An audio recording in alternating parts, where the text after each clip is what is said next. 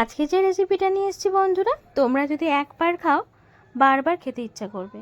অসম্ভব সুন্দর এই চিকেনের রেসিপিটা হয়েছিল। চলো সেটাই আজ তোমাদের সাথে শেয়ার করি। যদি রান্নাটা ভালো লাগে অনুরোধ রইল একটা লাইক করার, সাবস্ক্রাইব করার, আমার সঙ্গে যেমন আছো তেমনই থাকার। আর প্লিজ একটা লাইক করে দিও। তো চলো, আমি এখানে বেশ কিছুটা চিকেন নিয়েছি। তো চিকেনটাকে নিয়ে এবার ম্যারিনেট করে নেওয়ার পালা। ম্যারিনেট করার জন্য কিচ্ছু না, কি কি দিচ্ছি সেটা দেখো। একটু ভিনিগার দিলাম, একটু সয়া সস দিলাম। তো আমি এখানে সব কিছু না সলিড পিস ব্যবহার করেছি। তোমরা চাইলে যে কোনো পিসেরই ব্যবহার এখানে করতে পারো, তবে সলিড পিসগুলো ব্যবহার করেছি কারণ অনেকে আমরা সলিড পিস ব্যবহার খেতে চায় না। তবে এই রেসিপিটা তাদের জন্য যারা খেতে চাও না, একবার যদি খাও ভালো লাগবে। একটু লবণ দিলাম, 1 চামচ করে আদা রসুনের পেস্ট দিয়ে নিয়েছি, পরিমাণ মতো কর্নফ্লাওয়ার দিয়ে দিলাম। কর্নফ্লাওয়ার দিয়ে নেওয়ার পর এটাকে এবার কি করব বলো তো, হাতের সাহায্যে মাখিয়ে নেব। তার আগে একটু সরিষার তেল দিলাম। তো মাখিয়ে এটা আমি ঘন্টা 2 মতো ম্যারিনেট করে ফ্রিজে রেখেছিলাম। যদি কারোর হাতে সময় কম থাকে সে কিন্তু আধা ঘন্টাও ম্যারিনেট করে রেখে দিতে পারো। চিকেনটা যদি আগের দিন থেকে ফ্রিজে থাকে তাহলে ম্যারিনেট করে বেশিক্ষণ রাখার প্রয়োজন নেই। 15 থেকে 20 মিনিটের মধ্যে ম্যারিনেট করে রেখে দিলেই হয়ে যাবে, বা 10 মিনিটও রাখতে পারো। আর যদি দেখো চিকেনটা সদ্য নিয়ে এসছো তাহলে তাদের জন্য বলবো আধা ঘন্টা মতো ফ্রিজে ম্যারিনেট করে রেখে দিও, বা এমনি 2 ঘন্টা পারলে 2 ঘন্টা রেখে দিও। তারপরে একটা আমি সস বানিয়ে নিচ্ছি, দেখতে পেলে পেঁয়াজ, আমি শুকনো লঙ্কা আর এই একটু সয়া সস আর একটা টমেটোর পেস্ট বানিয়ে নেব সুন্দর করে। তো চলো, এরকম একটা পেস্ট এসে দাঁড়িয়েছে। তারপরে এই যে চিকেনটা আমি 2 ঘন্টা পর বার করে নিয়ে এসেছি ফ্রিজ থেকে, কড়াতে তেল দিয়ে নিলাম। এবার কি করব বলো তো, এবার এই চিকেনগুলোকে আমি ভেজে নেব। হ্যাঁ, তেলটা গরমটা কেমন হচ্ছে সেটা দেখে নিয়ে চিকেনগুলোকে আমি পকোড়া বানিয়ে নেব। আচ্ছা, এখানে একটা কথা আমি বলে রাখি, চিকেনটা যেহেতু আমরা কোনো চিকেনটাকে আমি ভেজে নিচ্ছি, তবে যেখানে বলতে গেলাম চিকেনটা কিন্তু দেখবে একটু লেগে লেগে যাবে।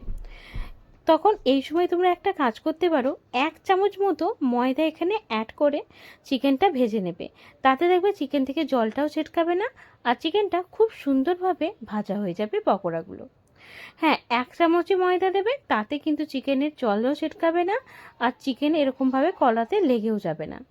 এটা আমি দ্বিতীয় দিন বানাচ্ছি, তাই এই টিপসগুলো আমি বুঝতে পেরেছি যে কী কোথায় কোথায় ভুল হচ্ছে, সেগুলো আমি তোমাদের কিন্তু শেয়ার করছি। তো আমি তোমাদেরকে ময়দা দেওয়াটা দেখাইনি, তবে আমি বলে দিচ্ছি আমি এখানে কিন্তু 1 চামচ মতো ময়দা ব্যবহার করেছিলাম। তাই তোমরা প্লিজ করে দিও, তাহলে দেখবে চিকেনটা এইভাবে ছিটকাবে না আর এরকমভাবে কড়ার মধ্যে লেগেও যাবে না। আচ্ছা, আর একটা টিপস এখানে, চিকেনটা কিন্তু খুব কড়া করে ভাজবে না, জাস্ট 5 মিনিট মতো চিকেনটাকে হাই ফ্লেমে ভেজে নেবে, নামিয়ে নেবে। তাহলেই দেখবে চিকেন সিদ্ধ হয়ে যাবে, আর চিকেনের ওপরটা ভিতরটা জুসি থাকবে আর নরম থাকবে। এটা কিন্তু মনে রাখবে, চিকেন যত জুসি হবে তত এই রান্নার রেসিপিটা অসাধারণ লাগবে। তো চলো, একে একে আমি চিকেনগুলোকে সবই ভেজে নিয়েছি, বেশ কিছুটা এখনও চিকেন পড়ে আছে। আমি তেলের পরিমাণটা একেবারেই কম ব্যবহার করেছি। তোমরা চাইলে এটা কিন্তু ছাঁকা তেলেও ভেজে নিতে পারো। যখন আমরা চিলি চিকেন বানাই যেরকম তেলের পরিমাণটা দিই সেই তেলের পরিমাণেও ভেজে নিতে পারো। আমি এখানে খুব একটা বেশি কিন্তু তেলের ব্যবহারটা করলাম না।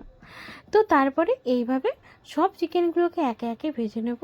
তো তোমরা দেখতেই পাচ্ছ এই চিকেনগুলো কিন্তু ওই আগে আমি যেহেতু ময়দার ব্যবহারটা করিনি, পরে করেছি, তো তার জন্য কিন্তু প্রথমের দিকে লেগে গেছিলো। আর আমি তারপরে ময়দার ব্যবহারটা করার পর চিকেনগুলো সুন্দরভাবে উঠে এসছে, আর চিকেনগুলো কিন্তু লাগেও নি। আমি একটু কড়াটাকে সুন্দরভাবে পরিষ্কার করে নিলাম, কারণ চারিদিকে চিকেনটা তো লেগে গেছিলো তার জন্য। আর আরও এটা লেগেছে কারণ আমি তেলের পরিমাণটা কম ব্যবহার করেছি, তো তার জন্য। তো যাই হোক, এইভাবে আমার চিকেনগুলো দেখো সব কিন্তু ভাজা হয়ে গেছে। এবার বাকি রান্নাটা করে নেওয়ার পালা। এই রান্নাটা করতে কিন্তু খুব একটা বেশি সময় লাগে না। আমি একটু এখানে সরিষার তেল ব্যবহার করে নিলাম। সাদা তেলেও তোমরা চাইলে রান্নাটা করতে পারো, তবে আমি এখানে সরিষার তেল ব্যবহার করেছি, তাতে কিন্তু টেস্টটা বেশ ভালো আসে।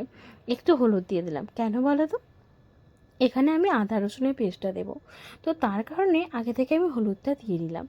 এই যে আদা দিয়ে দিলাম, আর একটু রসুন দিয়ে দিলাম, হাফ চামচ করে। তারপরে এটাকে তেলের সাথে খুব সুন্দর মিশিয়ে নেড়ে চেড়ে নেব, ভাজা হওয়ার অপেক্ষা করব। রসুনের পরিমাণটা একটু বেশি দিলাম, আর মানে ওই হাফ চামচের মতোই দিয়েছি, কিন্তু আদার পরিমাণটা চাইবে একটু কম দিতে, রসুনের পরিমাণটা সামান্য একটু বেশি দেবে। তারপরে আর কি, যে মশলাটা আমি রেডি করে রেখেছিলাম আগে থেকে, সেই মশলাটা এখানে আমি ব্যবহার করছি। টমেটো, সয়া সস, আর এখানে একটু ভিনিগার ইউজ করে নেবে। আমি কিন্তু একটু সামান্য ভিনিগারও ইউজ করে নিয়েছিলাম। তো তারপরে এটাকে আমি দিয়ে নিলাম। তারপরে খুব সুন্দরভাবে এটাকে বেশ কিছুক্ষণ ধরে আমি এবার কষিয়ে নেব। এই রান্নাটা যেমন চটজলদি হয়, তেমন মানে টেস্টিও হয়, ভীষণ ভীষণ ভীষণ টেস্টি। কম মশলা দিয়ে অত্যন্ত সুস্বাদু একটা রেসিপি। হ্যাঁ, ভিনিগার তোমরা কিন্তু হাফ চামচ মতো ব্যবহার করবে। যদি ব্যবহার করার ইচ্ছা হয় করো, আর যদি না হয় না করো। আমি একটু ধনিয়া গুঁড়ো আর একটু জিরে গুঁড়ো দিয়ে নেব, তাতেই টেস্টটা অসাধারণ হবে। একটু অন্যরকম রান্নাটা ভাত বা রুটি বা পরোটার সাথেও কিন্তু তোমরা এই রেসিপিটা অনায়াসে খেয়ে নিতে পারো। খুব টেস্টি হয়, খুব খুব খুব টেস্টি। আমি প্রথম যেদিন বানিয়েছিলাম সেদিন এত কিছু ভেবে বানাইনি। আমার ছেলে বায়না করছিল যে চিকেনের একটা রেসিপি মানে পকোড়া খাবে। তো আমি বললাম যে রাত্রিবেলা চিকেনের কেন পকোড়া খাবে, এমন কিছু বানায় যাতে ও সেই চিকেনটা দিয়ে ভাতও খেয়ে নিতে পারে, আর এই যে সলিড চিকেন যেহেতু ব্যবহার করব, যাতে চিবাতেও ওর সুবিধা হয়, সেই জন্য আমি এই রেসিপিটার আবিষ্কার করেছি।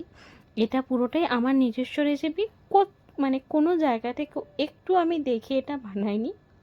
মানে অনেক সময় দেখবে হ্যাঁ, অনেক সময় দেখবে আমরা অনেক রেসিপি কিন্তু দেখি, 5টা রেসিপি দেখার পর আমাদের মনে হয় যে এখান থেকে এটা এটা ব্যবহার করলে ভালো লাগে, তারপরে অন্য কিছু আমরা নিজের মতো করে অ্যাড করে রেসিপি আমরা অনেক সময় বানিয়ে থাকি। কিন্তু এই রেসিপিটা পুরোটাই আমার নিজস্ব রেসিপি, অসাধারণ টেস্টি হয়েছিল, সত্যি বলছি।